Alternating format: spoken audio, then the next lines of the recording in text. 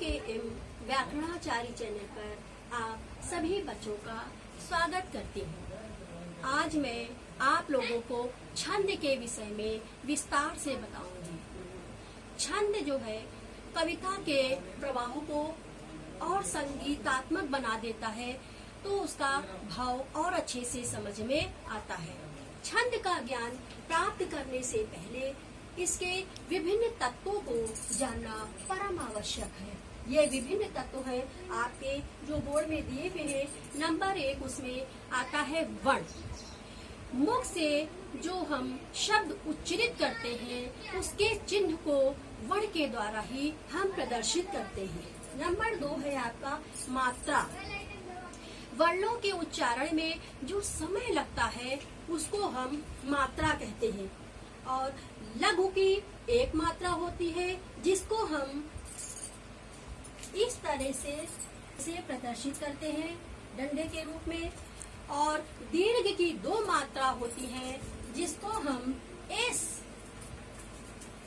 शब्द बना करके उच्चारित करते हैं।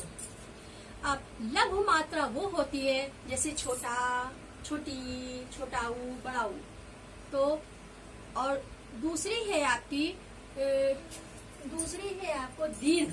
दीर्घ को हम एस से करते हैं जैसे बड़ा, बड़ी, बड़ा ऊ आदि। इसके बाद देखिए गति।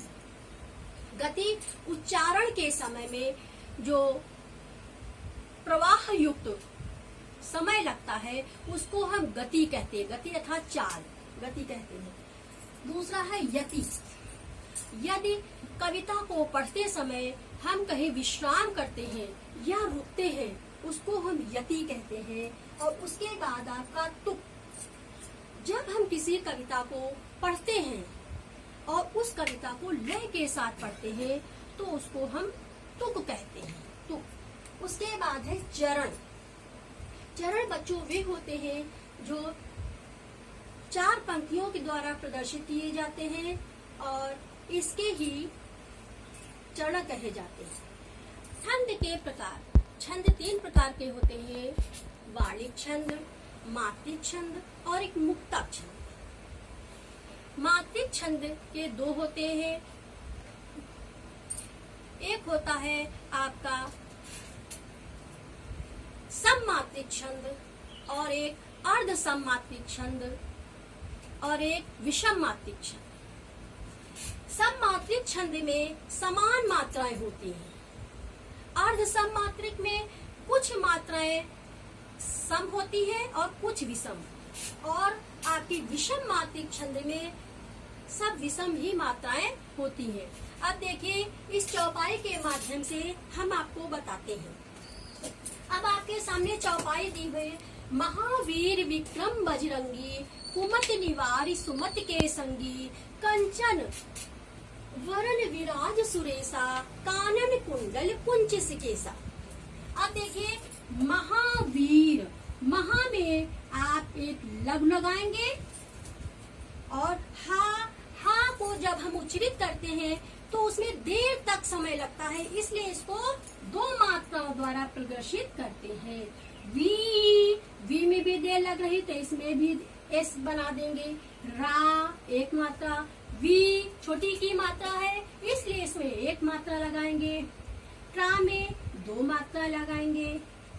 माँ में 1 लगाएंगे। बजरंगी इसी प्रकार से हम। और जहाँ पे बच्चों अनुस्वार होता है, अनुसार यानी एक बिंदी होती है तो उसको हम 2 मानते हैं, इसलिए उसमें दीर्घ की मात्रा लगाएंगे जैसे एस। गा में 2 मात्राएं। कु छोटी की मात्रा है इसलिए 1 मात्रा इसमें लगाएंगे।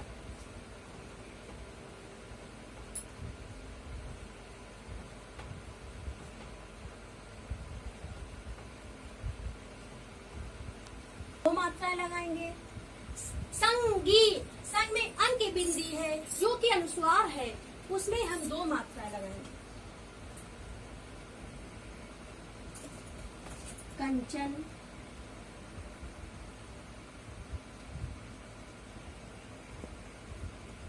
वरण विराज, सु,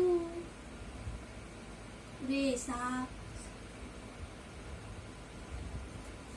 कानन, का में उच्चारण करने में अधिक समय लग रहा है, इसलिए इसको 2 मात्राएं लगाएंगे।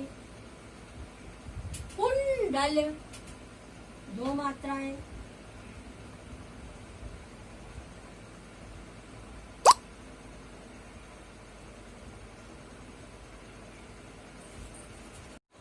तो देखिए बच्चों, जब अनुस्वार होता है तो उसको हम दीर्घ मानते हैं, जैसे कि ये बिंदी है। और जब इसमें हलंत विसर्ग होता है, हलंत जैसे कि अहम,